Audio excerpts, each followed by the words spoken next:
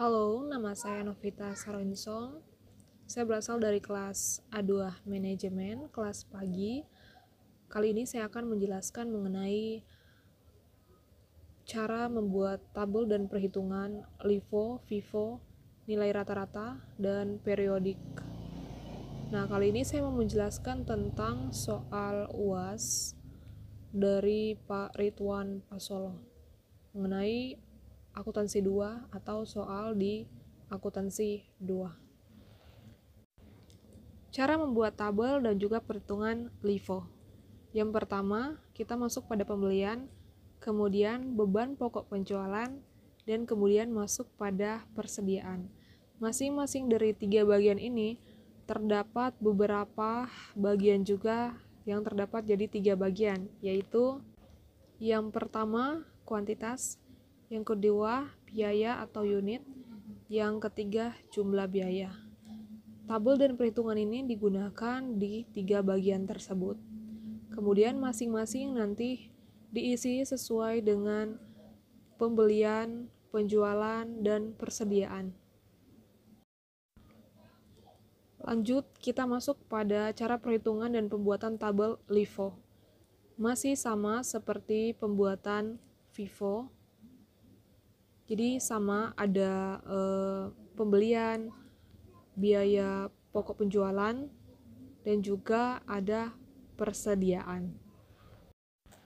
Begitu juga dengan rata-rata atau biaya rata-rata, ini juga sama perhitungannya dengan LIFO dan juga FIFO. Tapi bedanya kita sesuaikan atau menyesuaikan dengan soal yang diberikan.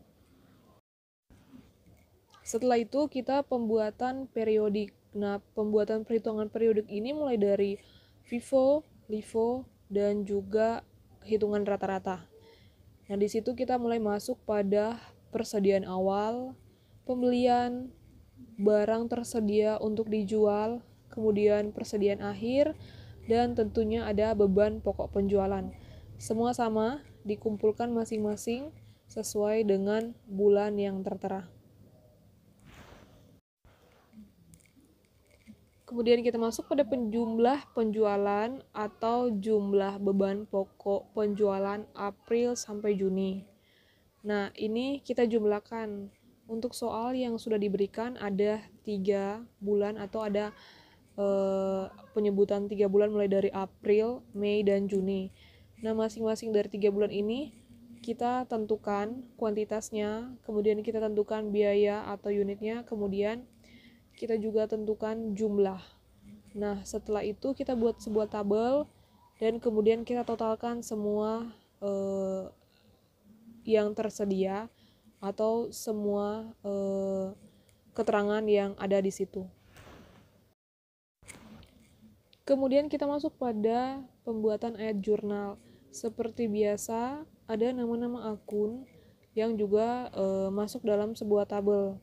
Jadi seperti biasa kita pembuatan tabel sesuai dengan tanggal, kemudian ada keterangannya apakah itu persediaan barang dagang utang usaha, dia masuk di bagian debit kah atau di bagian kredit. Itu kita tinggal sesuaikan atau peta-petakan menyesuaikan dengan nama akun yang tersedia. Nah, dari situ kita mulai dari bulan April, Mei, sampai Juni. Kemudian kita mencari laba kotor dan biaya persediaan akhir. Jadi di sini kita masuk pada perhitungan di mana penjualan bersih, beban pokok penjualan ditambahkan, kemudian hasilnya adalah laba bruto. Nah, ini nanti masuk ke biaya persediaan akhir April 30 Juni 2014. Di sini ada persediaan awal dan juga persediaan akhir itu ditambahkan dan dihasilkan, itu sudah hasilnya. Sekian dari saya Novita Sarwinsong, kelas A2 Manajemen. Semoga penjelasan ini bisa bermanfaat untuk teman-teman yang ingin sama-sama belajar mengenai akuntansi 2.